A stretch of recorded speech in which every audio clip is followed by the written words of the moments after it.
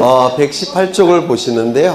118쪽 지적 기준점 표지의 설치 나와 있는데 거기 지적 기준점 성과의 관리 있죠. 관리 요거 좀 기억하셔야 돼요. 지적 기준점 성과의 관리 및 3번의 지적 기준점 성과의 보관 열람 요거 좀 기억해 두셔야 되는데요. 거기 보시면 양가로 1번에 지적 삼각점 성과는 누가 관리한다고 되어 있습니까? 시도지사가 관리하고 지적 삼각 보조점 성과와 지적 도근점 성과는 지적소관청이 관리한다고 했죠. 설치는 누가 한다고요? 전부 다 지적소관청이 설치합니다. 설치는 지적소관청이 다 설치하지만 성과의 관리, 측량기록의 보관 관리는 지적삼각점 측량성과의 성과와 그 측량기록은 시도지사가 보관 관리하는 것이고 지적삼각 보조점 성과, 지적도근점 성과의 보관 관리는 지적소관청이 한다고 했죠. 그래서 2번을 보시면 지적소관청이 지적삼각점을 설치하거나 변경했을 때는 성과를 시도지사에게 통보할 수밖에 없죠. 왜요? 시도지사가 보관하고 관리하니까. 그렇죠. 3번을 보시면 지적소관청은 지형, 지물 등의 변동으로 인하여 지적삼각점 성과가 다르게 된 때는 지체 없이 측량성과를 수정하고 왜 지적소관청이 수정합니까? 설치 자체를 지적소관청이 설치하는 거니까 수정도 지적소관청이 수정해야 되겠죠. 수정했다면 보관하는 주체인 누구에게 통보해야 되겠습니까? 시도지사에게 통보를 해야 될 겁니다. 그 다음에 3번을 보시면 보관 열람 나와 있는데 시도지사나 지적소관청은 지적기준점 성과와 측량 기록들을 일반인이 열람할 수 있도록 해야 되는데 오른쪽을 보시면 거기 셋째 줄에 지적삼각점 성과는 누구에게 신청한다고요? 시도지사나 지적소관청에게 신청하죠. 그 다음에 지적삼각 보조점 성과와 도근점 성과에 대해서는 누구에게 신청한다고요? 지적소관청에게 신청하죠. 아까 표로 작성한 거 그걸 얘기하는 거예요. 그 표는 문제가 어렵게 출제되는 부분이에요. 그거 좀 외워두셔야 되고요. 그 다음에 수수료가 나와 있는데 수수료는 뭐 읽어보시면 되겠죠. 네. 그 다음에 거기 수수료는 우리 공간정보 보면 자주 출제가 돼요. 그래서 단가로 2번 정도는 좀 기억해 두셔야 될 겁니다. 수입인지, 수입증지, 현금으로 내야 된다. 수입인지는 국세의 개념이죠. 그렇죠. 증지는 지방세의 개념이고 물론 현금을 제일 좋아하겠죠. 그 다음에 국토교통부 장관, 시도지사, 지적소관청은 정보통신망을 이용하여 전자화폐, 전자결제 등의 방법으로 수수료를 내게 할 수 있다. 이게 뭡니까? 신용카드. 그렇죠. 또는 뭐 전화요금에 합산시켜서 내는 거 이런 것들을 얘기하게 될 겁니다. 수수료 면제가 제일 중요한데요. 1번을 보시면 지적 측량 업무에 종사하는 측량 기술자가 그 업무와 관련하여 업무와 관련됐는데 이 업무는 개인의 업무입니까? 국가 업무입니까? 국가 업무예요. 따라서 지적 측량 기준점 성과 측량부는 측량 기록들이 수록되어 있는 장부를 측량부라고 불러요. 측량부에 열람 및 등본 발급을 신청하는 경우에는 수수료 낼 필요가 없다는 겁니다. 왜? 국가 업무를 수행하는 거니까. 그렇겠죠. 2번을 보시면 국가 또는 지방자치단체가 업무 수행에 필요하여 국가 업무라고 했죠. 업무 수행에 필요하여 지적공부의 열람 및 등본 발급을 신청할 경우에도 수수료 면제를 할 겁니다. 지가 내고 지가 받는 거 의미도 없겠죠. 그렇죠. 국가 업무 수행하는 거니까. 그 다음에 3번을 보시면 이때도 업무와 관련하여 지적공부를 열람하는 경우에도 수수료를 면제한다. 왜요? 국가 업무니까. 그렇죠. 전부 다 국가 업무를 수행하는 거라서 다 수수료가 면제가 돼요. 꼭 외워두셔야 됩니다. 수수료 면제는 자주 출제가 되니까 넘기겠습니다. 지적측량 수행자가 나오는데요. 한국국토정보공사. 이 한국국토정보공사는 옛날에는 공간정보법에 규정을 두고 있었어요. 그래서 한국국토정보공사도 출제될 가능성이 있다고 보였는데 지금은 공간정보법에서 이걸 빼내서 국가공간정보기본법이라는 다른 법률에서 규정을 두고 있습니다. 그래서 지금은 좀 출제되기가 쉽지 않지 않나라는 생각이 들어요. 공간정보법에 규정이 있었는데 공간정보법에서 빼내서 국가공간정보기본법이라는 다른 법률로 옮겼어요. 그래서 이제는 좀 출제되기가 어렵지 않나 싶어요. 다만 지적측량업자는 좀 기억해 두셔야 되는데 둘째 줄 보시면 누구에게 등록한다고요? 시도지사에게 등록한다. 이거 좀 기억해 두시고요. 그 다음에 양가로 2번에 지적측량업자의 업무 범위 나와 있죠? 이거는 나올 가능성이 한 3%는 돼요. 그래서 만점을 노리시는 분들은 좀 외워두실 필요가 있습니다. 공간정보법은 만점 받으셔야 돼요. 등기법이 워낙 어렵기 때문에 더욱이 세법도 요즘은 어렵게 나오기 때문에 공간정보법은 가능하면 만점 받으셔야 돼요. 그래서 지적측량업체 업무범위 4가지 꼭 외워두시면 좋을 것 같아요. 첫 번째, 경계점 좌표 등록부가 있는 지역에서의 지적측량. 그 다음에 지적 제조사 측량, 지적 확정 측량. 그 다음에 정보화 사업. 이 4가지는 외워두셔야 됩니다. 4가지. 경계점 좌표 등록부가 있는 지역의 지적 측량, 지적 제조사 측량, 지적 확정 측량, 정보화 사업. 이 4가지는 좀 암기하실 필요가 있다고 보여지고요. 그 다음에 지적 측량 수행자의 성실 의무, 이런 건 읽어보시면 되겠죠.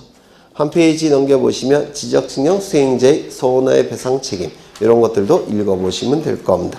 그 다음에 지적위원회가 나와 있는데 지적위원회, 거기 먼저 중앙지적위원회를 보시면 중앙지적위원회의 구성, 거기 밑줄 쳐져 있습니까?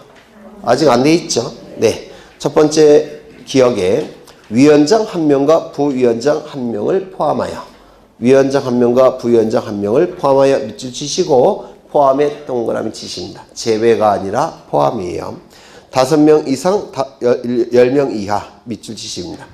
위원장 1명과 부위원장 1명을 포함하여 5명 이상 10명 이하 밑줄 치시고 포함에 동그라미 치십니다. 제외라고 출제해요. 이 나쁜 놈들이. 네. 그 다음에 이 니은을 보시면 위원장은 지적업무 담당 국장이, 부위원장은 지적업무 담당 과장이 위원장, 부위원장을 합니다. 밑줄 치죠. 위원장은 지적업무 담당 국장, 부위원장은 지적업무 담당 과장. 당연직입니다. 그래서 지적업무 담당 국장님은 무조건 위원장이 되는 것이고 지적업무 담당 과장님은 무조건 지적위원회의 부위원장이 되는 거예요. 그러면 국장 직위에 있는 동안 내내, 과장 직위에 있는 동안 내내 위원장, 부위원장을 해먹겠죠. 맞아요. 그게 1년이 될 수도 있고 3년이 될 수가 있고 5년도 될 수 있겠죠. 맞아요. 그렇죠. 그러면 오른쪽을 보십니다. 리을을 보시면 위원장, 부위원장을 제외한 위원회 임기는 2년. 위원회 임기는 2년인데 위원장, 부위원장은 제외가 될 수밖에 없겠죠. 국장, 과장 직위에 있는 동안만 위원장, 부위원장이 되는 거니까 위원장, 부위원장은 2년으로 딱 정해놓을 수가 없죠. 그래서 제외 꼭 기억하셔야 되고요. 그 다음에 위원회 제척, 기피, 회피라는 게 있는데 제척은 제거되고 배척된다라는 뜻이에요. 제거되고 배척되는 거. 기피는 기피한다라는 뜻이죠. 위원이 나는 이거 못해 먹겠다 이렇게 기피하겠다는 겁니다. 회피는 보통 이제 그 의결을 받는 사람들이 나는 이 위원은 회피하고 싶다. 좀 빼줬으면 좋겠다. 이렇게 요구하는 게 회피예요. 그래서 뭐 거의 같은 뜻인데 이 제척, 기피, 회피는 공정성이 의심될 때 제척, 기피, 회피였겠죠. 맞아요. 그 위원이 의결에 참여함으로 인해서 공정성이 의심이 된다면 빼달라고 요구할 수 있겠죠. 이게 대상이 돼요. 그래서 기억부터 미음까지 나와 있는데 전부 다 읽어보시면 아시겠지만 공정성을 의심할 수 있는 상황입니다. 맞아요. 이걸 외울 수는 없겠죠. 물론 외우시면 좋아요. 출제가 되고 있으니까 외우시면 좋은데 구태여 외울 필요는 없다고 보여집니다. 제가 볼 때는 공정성이 의심되는 상황이라면 빠져나가야 되죠. 그 위원은. 네, 그걸 얘기하는 겁니다. 그렇게 이해를 하시면 암기량을 줄일 수가 있으셔요. 그 다음에 넘어가겠습니다. 위원회 해임 해초 읽어보시고요. 그 다음에 중앙지적위원회 회의, 이게 대단히 중요해요. 자주 출제가 되는데 여기서 1번에서 중앙지적위원회 회의는 누가 소집하고 있습니까? 위원장이 소집하고 있죠. 국토교통부 장관이 소집하는 게 아니라 위원장이 소집합니다. 그래서 위원장이 회의를 소집한다. 이거 밑줄 치시고요. 당연히 의장이 될 겁니다. 그 다음에 2번을 보시면 위원장 밑줄. 위원장 밑줄. 위원장이 부득이한 사유로 직무를 수행할 수 없을 때는 부위원장 밑줄. 부위원장이 해먹겠죠. 부위원장이 그 직무를 수행할 수 없을 때는 위원장, 부위원장이 모두 부득이한 사유로 직무를 수행할 수 없을 때는 밑줄 치죠. 위원장이 미리 지명한 위원. 그러면 위원장의 직무를 수행하는 자는 첫 번째 누굽니까? 위원장. 두 번째는 부위원장. 세 번째는 위원장이 미리 지명한 위원. 요 순서대로 위원장의 직무를 수행하게 됩니다. 위원장이 미리 지명한 위원이 굉장히 중요한 의미가 있는데 선임위원이 아니라 이거 선의가 아니라 선임인데 아이고 왜 똑같이 쓰지? 졸고 있었던 것 같아요. 선임위원이 아니라 위원장이 미리 지명한 위원이라는 겁니다. 선임위원이 아니라 위원장이 미리 지명한 위원. 또한 가장 연장자도 아닙니다. 연장자가 하는 경우가 많아요. 우리나라는. 선임위원이나 연장자가 넘버 3가 되는 경우가 많은데 우리 공간정보법에서는 선임위원도 아니고 최연장자도 아니고 위원장이 미리 지명한 위원이 넘버 3가 된다는 겁니다. 이거 좀 기억해 두셔야 돼요. 위원장, 부위원장, 위원장이 미리 지명한 위원. 요 순서라는 거. 그 다음에 4번을 보시면 현지조사라는 단어 있습니까? 밑줄 치십니다. 위원회 형태이기 때문에 소속 공무원이 없어요. 소속 공무원이 없기 때문에 현지조사하기가 쉽지 않아요. 그런데도 불구하고 현지조사도 가능하다는 겁니다. 이것도 특이한 거라서 기억하셔야 되고요. 그 다음에 5번 거기 보시면 일시, 장소, 안건을 밑줄 치죠. 회의 5일 전까지 밑줄, 회의 5일 전까지 밑줄. 그 다음에 옆에 서면으로 통지 밑줄, 서면으로 통지 밑줄. 회의 전날에 통지를 하게 되면 고민하고 올 시간이 없죠. 그래서 여기 위원회에 와서 점심만 먹고 손들라 그러면 손들고 차비 받아서 그냥 가겠죠. 이런 경우를 방지하기 위해서 반드시 회의 5일 전까지는 통지해야 된다는 겁니다. 이걸 숙려기간이라고 불러요. 숙련, 고민하고 올 기간. 그래서 이건 대단히 중요한 의미가 있기 때문에 꼭 암기하셔야 돼요. 그래서 5일 전까지, 회의 5일 전까지. 그 다음에 일부러 좀 얘를 빼뜨리고 싶어요. 그럴 수도 있겠죠. 안티가 있으니까 네, 빼뜨리고 싶습니다. 그러면 전화했다고 뻥까치고 통지했다고 얘기할 수도 있겠죠. 이런 걸 방지하기 위해서 반드시 서면으로 통지해야 됩니다. 이런 것은 굉장히 중요한 의미가 있기 때문에 기억하셔야 돼요. 회의 5일 전, 서면 이런 거 갖고 장난치니까 꼭 기억해 두십니다. 그 다음에 거기 중앙지적위원회의 심의 의결 여기 5가지 나와 있죠. 이것도 출제가 됩니다. 꼭 외워두셔야 되는데요. 물론 이런 것도 이제 공간정보법에서 또는 등기법에서 굉장히 생소한 내용들이 출제되는 경우 있겠죠. 맞아요. 그런 걸 좀 어려운 문제가 될 텐데 근데 답은 좀 쉽게 골라낼 수 있게끔 문제를 만듭니다. 그래서 문제가 어렵게 출제돼도 답은 쉽게 골라낼 수가 있어요. 이것도 마찬가지인데 다음 중 중앙지적위원회의 심의 의결사항이 아닌 것은 이렇게 네 개 집어넣고 그 다음에 지방지정위원 그 다음에 적부심사 의결 이렇게 집어넣는 경우가 있어요. 적부심사의 심의 의결은 중앙지적위원회에서 하는 것이 아니라 지방지적위원회에서 하는 거죠. 맞아요. 이렇게 답은 쉽게 구해낼 수가 있습니다. 거기다가 오른쪽에 지방지적위원회가 있는데요. 지방지적위원회에서 할 수 있는 업무는 딱 하나입니다. 네? 중앙지적위원회에서의 심의 의결사항 그 5개 반드시 외우셔야 되고요. 지방지적위원회에서 할 수 있는 업무는 딱 하나인데 적부심사에 대한 심의 의결이에요. 지방지적위원회는 할 수 있는 게 딱 하나입니다. 적부심사에 대한 심의 의결. 중앙지적위원회는 몇 개? 5개. 지방지적위원회는 몇 개? 1개. 이거 좀 기억해 두시면 답을 골라내기가 쉬우실 겁니다. 그 다음에 적부심사를 보겠습니다.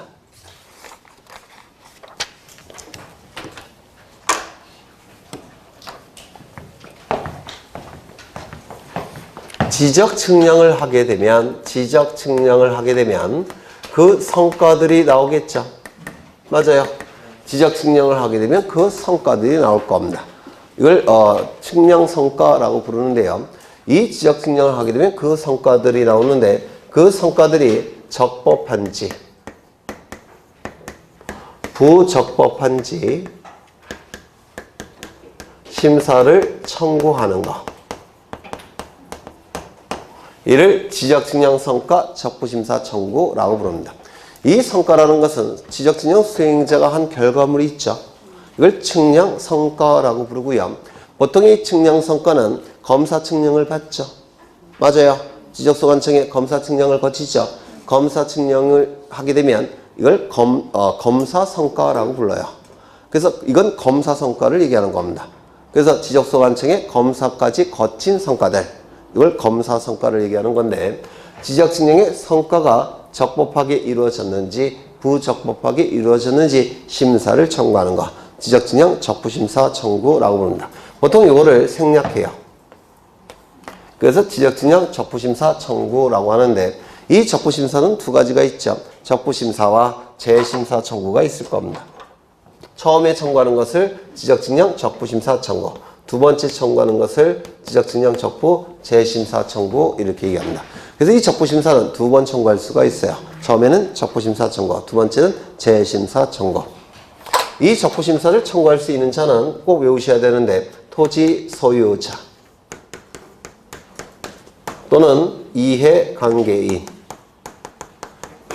보통 이 이해관계인은 인접토지 소유자를 의미할 겁니다. 인접토지 소유자. 그 다음에 지적측량 수행자. 지적측량 수행자는 누가 있습니까? 네? 지적측량업자와 한국국토정보공사가 있죠. 결국은 지적측량 적부심사를 청구할 수 있는 자는 넷이에요. 소유자, 이해관계인, 지적측량업자, 한국국토정보공사. 이게 개정이 돼서 추가가 됐기 때문에 꼭 외워두셔야 돼요. 개정이 돼서 추가가 됐기 때문에 꼭 외워두셔야 되고요. 이때 이 성과는 검사 성과를 얘기하는 겁니다. 검사 성과. 즉 지적소관청의 검사까지 다 한 이후의 성과를 얘기해요. 그러면 이 소유자나 이해관계인 지적측량 수행자가 적부심사를 청구하는데, 지적소관청에게 적부심사 청구하는 건 의미가 있습니까? 없습니까? 없어요. 왜? 지적소관청이 검사를 했다고 했죠. 그 검사가 이루어진 성과에 대해서 적부심사를 청구하는 거니까 이 지적소관청에게 적부심사 청구하는 건 의미가 없습니다. 따라서 지적소관청에게 적부심사를 청구하는 건 아니고 누구에게 청구하는 겁니까? 지적소관청보다 한 단계 더 높은 국가기관이 있겠죠. 누굽니까? 시도지사가 될 겁니다. 그런데 시도지사는 한 사람으로 구성되어 있죠. 공정성을 의심받을 수가 있습니다. 따라서 시도지사가 결정하게 되면 공정성을 의심받을 수가 있기 때문에 시도지사 소속하에 여러 명의 위원들로 구성된 위원회가 설치가 됩니다. 그 위원회의 이름은 지방지적위원회라고 얘기합니다. 그래서 이 위원회에서 결정을 해야 돼요. 위원회에서 결정을 합니다. 그렇다면 적부심사는 시도지사에게 청구할까요? 지방지적위원회에게 청구할까요? 지방지적위원회에게 청구하는 겁니다. 법이 개정되기 전에는 시도지사에게 청구한다고 했는데 법을 개정했어요. 그래서 지방지적위원회에게 청구하는 겁니다. 뭐를요? 적부심사를 이렇게 청구하는 겁니다.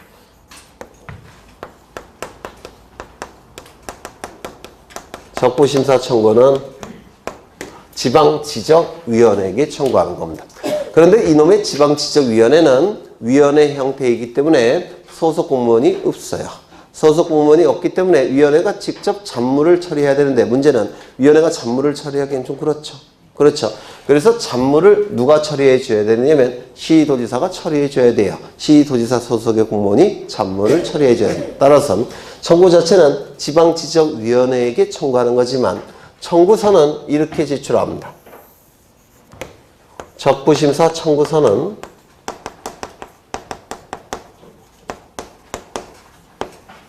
시도지사에게 제출을 합니다.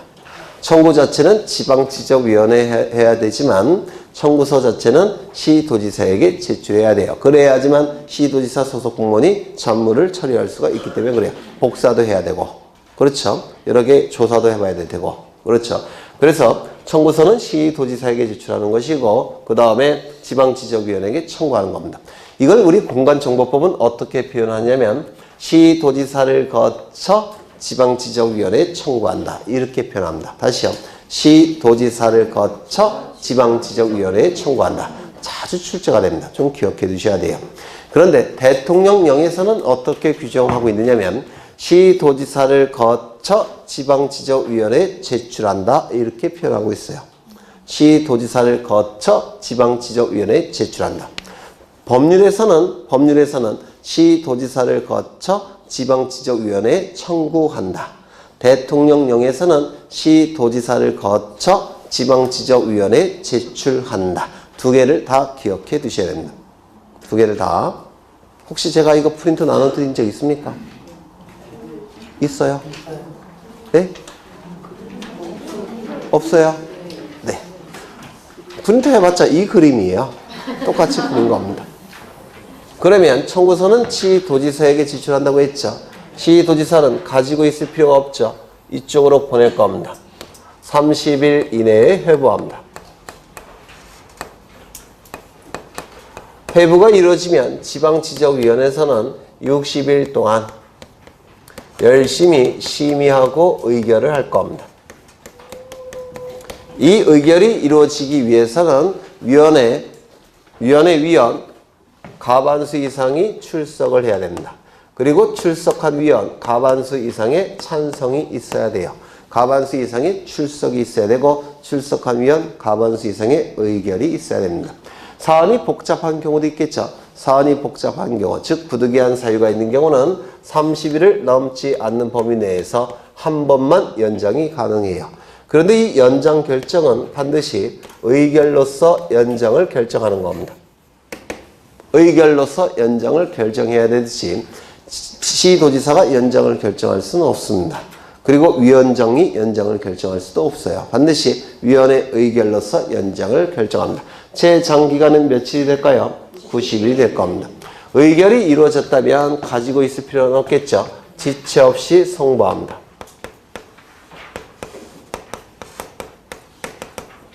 그러면 송부받은 시도지사는 이때 7일 이내에 통지합니다.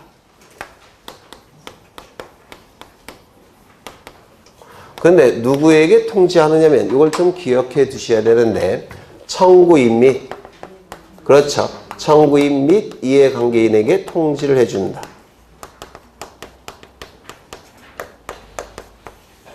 여기서 밋이 출제된 적이 있어요.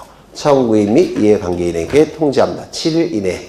문제는 이 의미가 뭐냐면 소유자가 적부심사를 청구했다면 이 둘이 이해관계인이 돼요. 그 다음에 이해관계인이 청구했다면, 즉 인접토지 소유자가 청구했다면 요 둘이 이해관계인이에요. 얘가 청구했다면 얘네가 이해관계인이다. 그래서 이 이해관계인과 이 이해관계인은 개념이 달라요.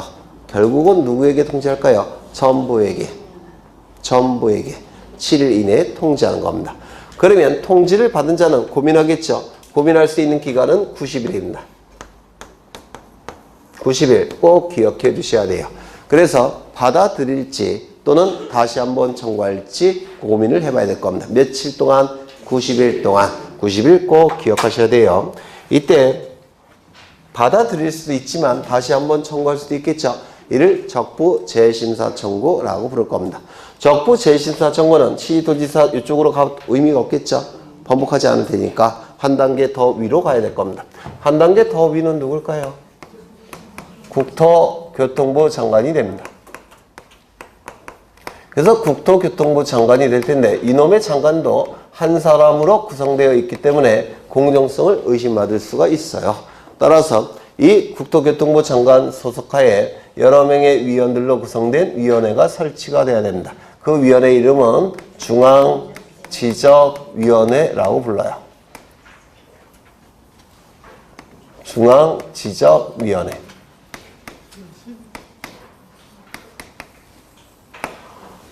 그러면 청구를 누구에게 해야 되느냐면 90일 이내에 중앙지적위원회에게 청구하는 겁니다. 이렇게. 그런데 이 위원회도 위원회 형태라서 잡무를 처리할 수가 없죠. 잡무는 국토교통부 장관이 알아서 처리해 줘야 돼요. 따라서 청구 자체는 중앙지적위원회에게 청구하지만 청구서는 누구에게 제출할까요? 네, 국토교통부 장관에게 제출하는 겁니다. 그래서 적부 재심사 청구는 누구에게 한다고요? 적부 재심사 청구는 중앙지적위원회에게 청구하는 겁니다. 그런데 청구서는 누구에게 제출한다고요? 국토교통부 장관에게 제출하는 겁니다. 적부 재심사 청구서는 국토교통부 장관에게 제출하게 돼요. 이거를 우리 공간정보법은 어떻게 표현하고 있냐면 국토교통부 장관을 거쳐 중앙지적위원회에 청구한다.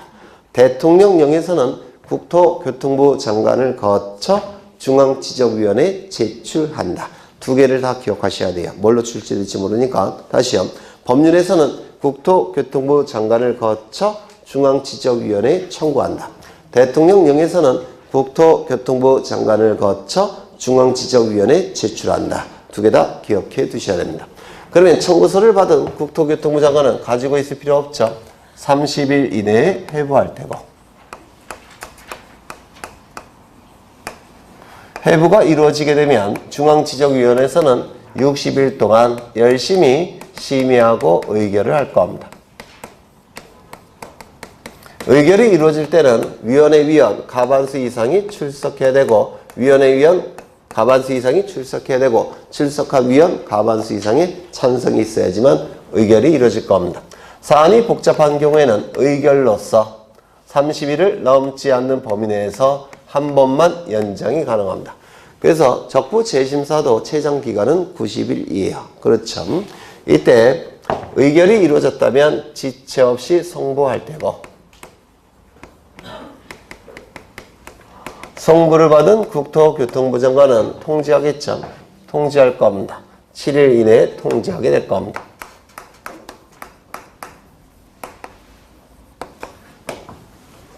그리고 통지를 한 다음에 의결서 사본을 송부합니다. 의결서 사본을 보내요. 이때 의결서 사본을 보낼 때는 이때도 의결서가 있죠. 맞아요. 이 의결서 사본도 같이 보냅니다. 그러면 지적소관청은 성과를 수정한다든지 검사 측량 성과를 수정한다든지 오류가 있다면 오류를 정정하게 될 겁니다.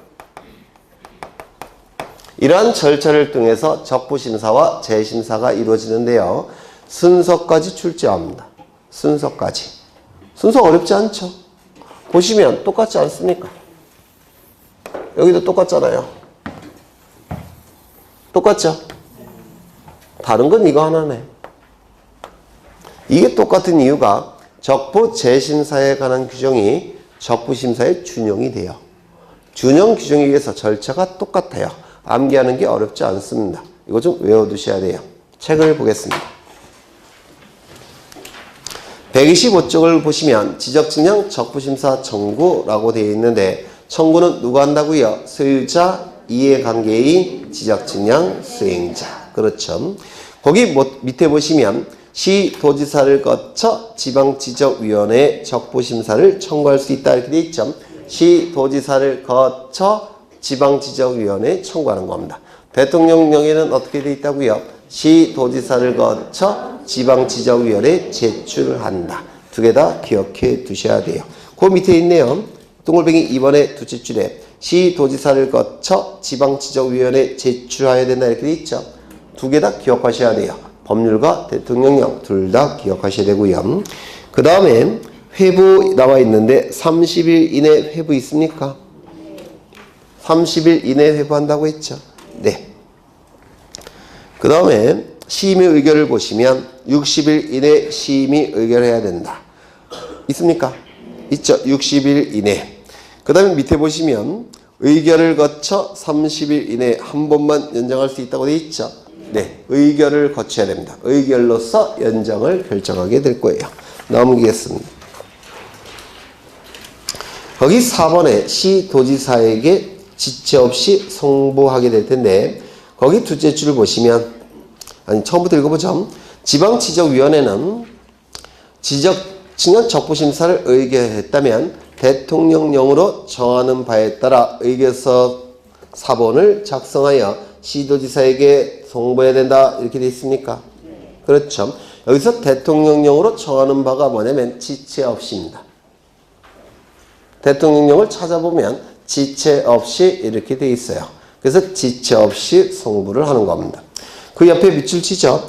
위원장 참석위원 전원이 서명 및 날인한 지적측량 적부심사 의결서를 지체 없이 지도지사에게 송부해야 된다. 이렇게 나와 있죠. 거기에서 위원장과 참석위원 전원 동그라미 치십니다. 전원. 치셨습니까?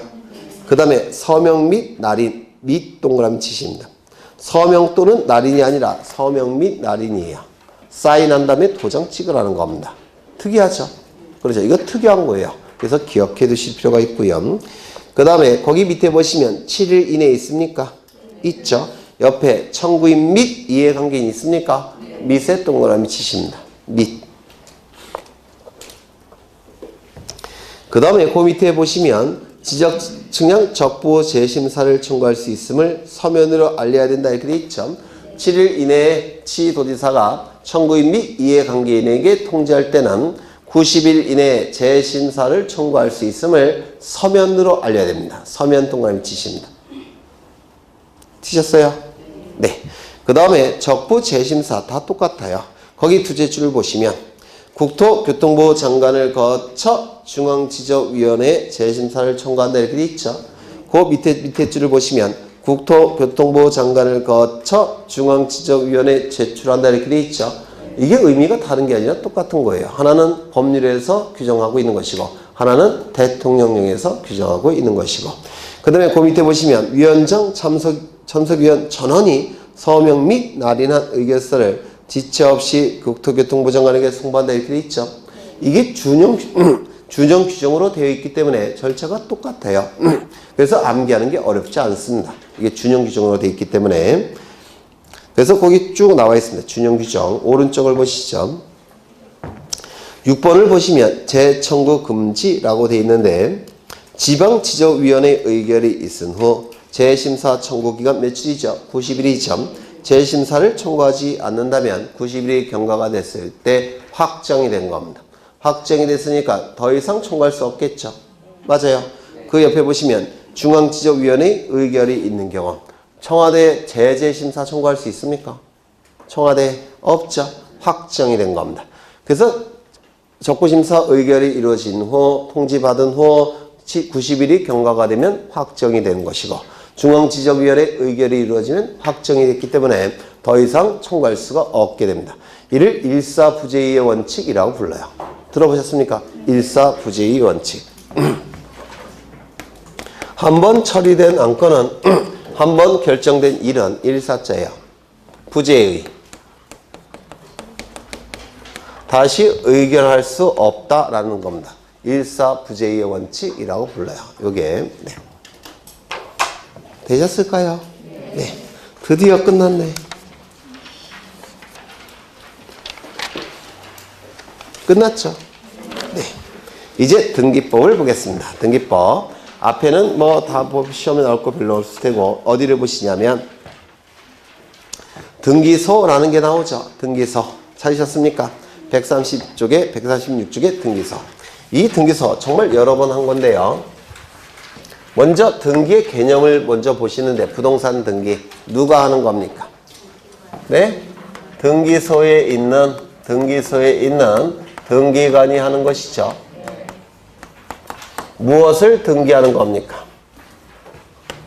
부동산 표시에 관한 정보와 권리에 관한 정보를 등기하는 것이죠. 맞아요. 세 번째, 어디에다가 등기하는 겁니까? 다 잊어버리셨어요. 그렇죠. 등기부라는 공적인 장부에 등기하는 것이죠. 어떻게 등기하는 겁니까? 등기법이 정하는 절차에 따라서 등기한다고 했죠. 등기한다는 건 구체적으로 무엇을 의미합니까? 기록하는 것, 기록 자체, 기록하는 것 또는 기록 자체를 등기라고 했죠. 이 기록된 정보 자체가 공시되고 있으니까 기록 자체가 당연히 등기예요. 그런데 기록하는 것도 등기에 포함시킨다고 했죠. 왜냐면 등기라는 말 자체가 등자가 올린다는 뜻이에요. 기는 기록이라는 뜻이에요. 기록에 올리는 거. 이게 등기예요. 그래서 기록하는 행동도 등기에 포함시키겠다는 것이 대법원 판례예요. 그래서 기록하는 것도 등기에 포함된다는 거 꼭 기억해 주셔야 돼요. 등기관이 신청 정보의 내용을 보고서 등기부에 기록하는 거, 이것도 등기 안에 포함이 될 수밖에 없습니다. 개념이 그래서 그래요. 기록에 올리는 거. 그게 등기이기 때문에 그렇습니다. 이렇게 5가지 개념으로 구성되어 있는 것이 부동산 등기라고 했죠. 이때 등기소는 뭐라고 했습니까? 다 잊어버리셨나 봐요. 등기 사무를 담당하는 네? 국가 공무원, 국가기관. 네, 화는 내지 마시고요. 네, 등기관은 등기 사무를 담당하는 국가 공무원을 등기관이라고 부를 겁니다. 그럼 먼저 이 등기 사무를 담당하는 국가기관은 셋이 있죠. 첫 번째 뭐가 있습니까? 네, 등기소라는 명칭을 가진 국가기관. 두 번째는요, 지방법원에는 등기국이라는 부서와 등기과라는 부서, 등기계라는 부서가 있는데 이 부서에서 등기사무를 담당해요. 그러면 이러한 부서를 두고 있는 지방법원도 등기소에 포함을 시킬 수가 있다고 했죠. 세 번째, 지원이라는 작은 법원이 있는데 여기에 등기과라는 부서도 있고 등기계라는 부서가 있는데 여기서 등기사무를 담당합니다. 따라서 이러한 부서를 두고 있는 이 지원도 넓게 보면 등기소라고 불렀죠. 그래서 이 등기소를 협의의 등기소, 이 등기소를 강의의 등기소라고 불렀습니다. 그래서 강의의 등기소 안에는 협의의 등기소, 지방법원, 지원 이렇게 3가지 종류의 등기소가 있다고 했죠. 그 다음에 이 등기관은 등기사무를 담당하는 국가공무원을 등기관이라고 부르는데 이 등기관은 2가지 종류가 있죠. 첫 번째, 당연직 등기관. 두 번째는 지정직 등기관. 이렇게 2가지 종류의 등기관이 있다라고 했습니다. 당연직 등기관은 여기 소장님, 국장님, 과장님, 계장님 이러한 분들을 당연직 등기관이라고 불러요. 또는 자동 등기관이라고도 부릅니다. 자동적으로 등기관이 된다고 해서 자동 등기관이라고 불러요. 어렵지 않죠?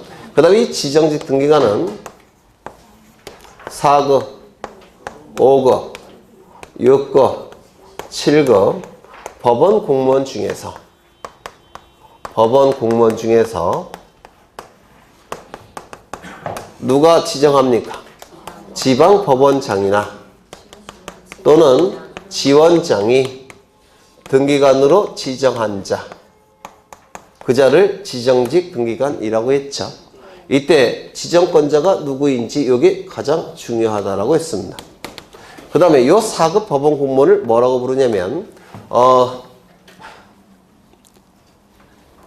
법원서기관이라고 불러요. 법원서기관. 그 다음에 5급을 등기사무관이라고 부르고 6급을 등기주사, 등기주사보라고 부르는데 보통 이 법원 공무원들은 직렬이 2개가 있어요. 일반 행정 업무를 담당하는 법원직이라는 직렬이 있고요. 법원직. 그 다음에 또 하나의 직렬은 등기 업무를 담당하는 등기직이 있습니다. 등기직. 이렇게 2가지 직렬로 나눠지는데요. 여기 4급 위는 법원직만 존재해요. 4급 위는. 그 다음에 여기 5급부터는 법원직, 등기직이 2가지 직렬이 다 있습니다. 그래서 등기사무관도 승진이 되면 법원서기관이 되는 겁니다. 직렬이 등기직이 없으니까. 그렇다면 이 4급을 뭐라고 부르냐면 법원서기관. 얘는 등기사무관, 등기주사, 등기주사보 이렇게 부릅니다. 이거 이해가 되실까요? 네, 책에 그렇게 나와 있으니까 설명을 드린 겁니다. 요 4급부터는 법원직만 존재하니까 등기직이 따로 없어요.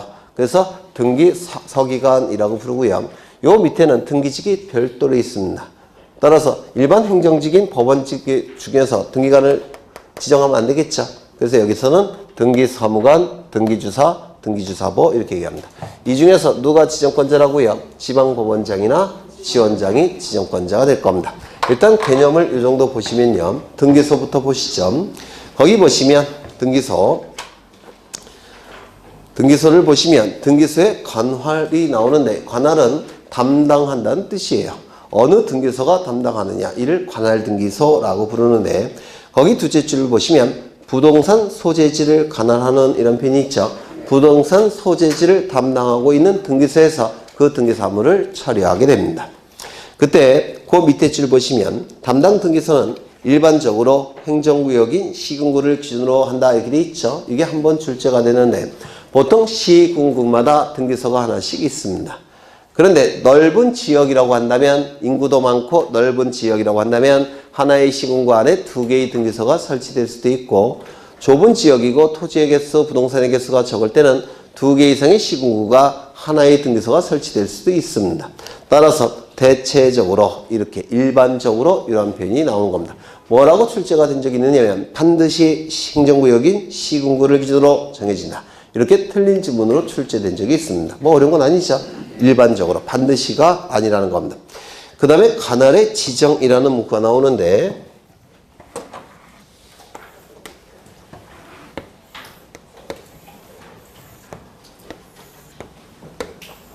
여기는 A라는 시입니다. 여기는 B라는 시예요. A시, B라는 시. 이때 요 A라는 시는 4개의 동으로 구성되어 있고 B라는 시도 4개의 동으로 구성된 상태입니다. 그러면 요 A시 안에 있는 동들은 뭡니까? 지번부여지역이라고 부르죠. 맞아요. 지번부여지역은 도시지역은 동, 농촌지역은 리라고 했죠. 그러면 이 동단위는 지번부여지역이 될 겁니다. 그렇겠죠. 그러면 이 지번부여지역이 쪼개진 것을 뭐라고 얘기합니까? 네. 지번부여지역이 다시 한번 쪼개졌을 때 이 하나를 뭐라고 부릅니까? 필지. 맞아요. 한 필지가 될 겁니다. 여기도 이렇게 지번부여지역이 쪼개졌다는 겁니다. 필지가 될 겁니다. 그렇다면 한 필지 토지가 양쪽의 시에 걸쳐서 존재할 수 있을까요? 없을까요? 네? 한 필지 토지가 양쪽 시에 걸쳐서 이렇게 존재할 수 있습니까? 없겠죠. 없을 겁니다. 이때 A 등기소를 담당하는 A시를 담당하는 데는 A라는 등기소고요. B시를 담당하는 등기소도 B라는 등기소가 있을 겁니다. 이 토지는 양쪽에 걸쳐서 존재할 수 없다고 그랬죠. 맞아요. 그러면 A 등기소에서 담당할지 B 등기소에서 담당할지 명확하죠. 양쪽에 걸쳐서 존재할 수 없으니까. 그렇죠. 그런데 문제가 뭐냐면 이쪽 토지도 갑소유고 이쪽 토지도 갑소유입니다. 갑은 자신의 2필지 토지 위에 건물을 이렇게 지을 수 있습니까? 그러면 이 건물에 대한 등기 업무는 누가 담당해야 됩니까? 네? 네? 이거 예전에 안 했나요? 했죠? 네. 누가 담당을 해야 됩니까? 누군가가 정해줘야 되겠죠? 누군가가 정해줘야 됩니다. 요 A 등기소도 담당하고 B 등기소도 담당하는, 즉 공통으로 담당하는 상급 법원의 장이 니네가 처리하라고 지정을 해줘야 됩니다. 이를 뭐라고 부르냐면 관할의 지정이라고 불러요. 관할의 지정. 그래서 A 등기소와 B 등기소를 공통으로 담당하는 상급 법원의 장이 관할의 지정을 해야 되더라는 겁니다. 되셨을까요? 그럼 이 관할의 지정은 토지 경우에는 나타납니까? 나타나지 않습니까? 나타나지 않아요. 왜? 토지는 양쪽 관할 등기소에 걸칠 수가 없기 때문에 그렇습니다. 건물만 양쪽 등기소에 걸칠 수가 있습니다. 이거 이해가 되실까요? 그렇죠. 이때 이 상급의 공통법원의 장이 관할을 지정해 줘야 되는데 이 법원이라는 국가기관은 그 속성이 수동성, 소극성을 본질로 합니다. 그래서 알아서 지정해 주는 경우는 단 한 건도 없습니다. 법원이라는 국가기관의 특징이에요. 따라서 몸이 단 요 소유자가 지정해 달라고 신청을 해야 됩니다. 이를 관할의 지정을 신청한다 라고 얘기합니다. 관할의 지정을 신청하게 될 겁니다. 그러면 관할의 지정을 신청하게 되면 공통상급의 법원의장이 니네가 담당하라고 지정을 해줄 테고, 지정이 이루어지면 이 갑은 보존등기를 어디 가서 신청해야 됩니까? 여기 가서 신청해야 될 겁니다. 이를 관할의 지정이라고 불러요. 조심하셔야 될 것은 관할의 지정은 누구에게 신청합니까? 공통의 상급 법원의장에게 신청하게 될 겁니다. 그런데 신청서는 누구에게 제출하냐면 등기소에 제출해야 돼요. 얘네에게 제출하든지 얘한테 제출해야 된다. 신청서를. 그러면 양쪽에 제출해야 되느냐? 그건 아니고 둘 중에 한 군데에 제출하는 겁니다. 이걸 조심하셔야 돼요. 관할의 지정 신청은 공통의 상급 법원의 장에게 신청하지만 신청서는 누구에게 제출한다고요? 등기소에 제출하는 겁니다. 만약에 이쪽 등기소에 제출했다면 이쪽에 보내는 겁니다. 송부한다 라고 얘기합니다. 보낼송 줄부자를 써서 이 신청서를 보내는 겁니다. 그러면 받은 공통의 상급의 법원의장이 지정을 해주게 될 겁니다. 이를 관할의 지정이라고 부릅니다. 되셨을까요? 네. 예를 들어볼까요?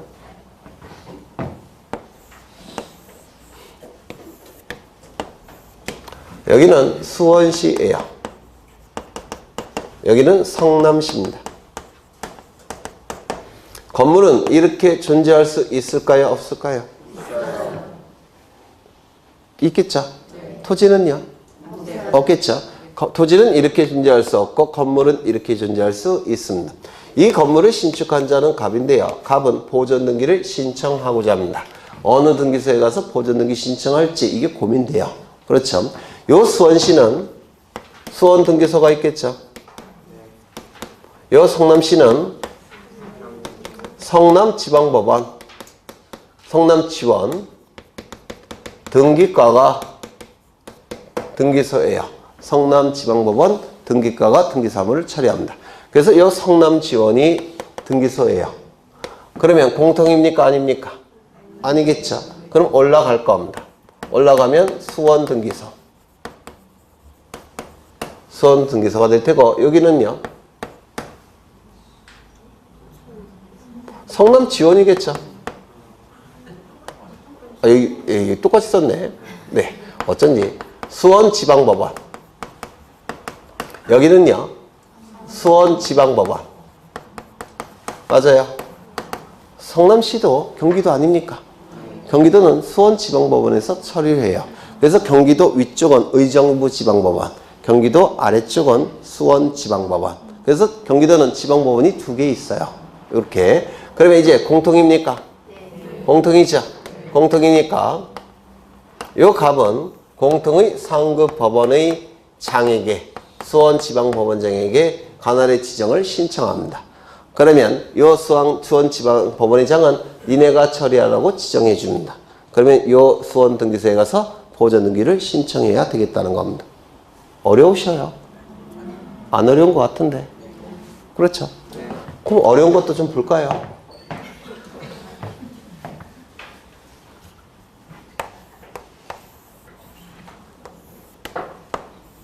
여기는 안양시예요. 그 다음에 여기는 구로구입니다. 서울 구로구. 토지는 이렇게 존재할 수가 없습니다. 건물은 이렇게 존재할 수가 있을 겁니다. 그렇겠죠? 건물을 신축한 자는 갑인데요.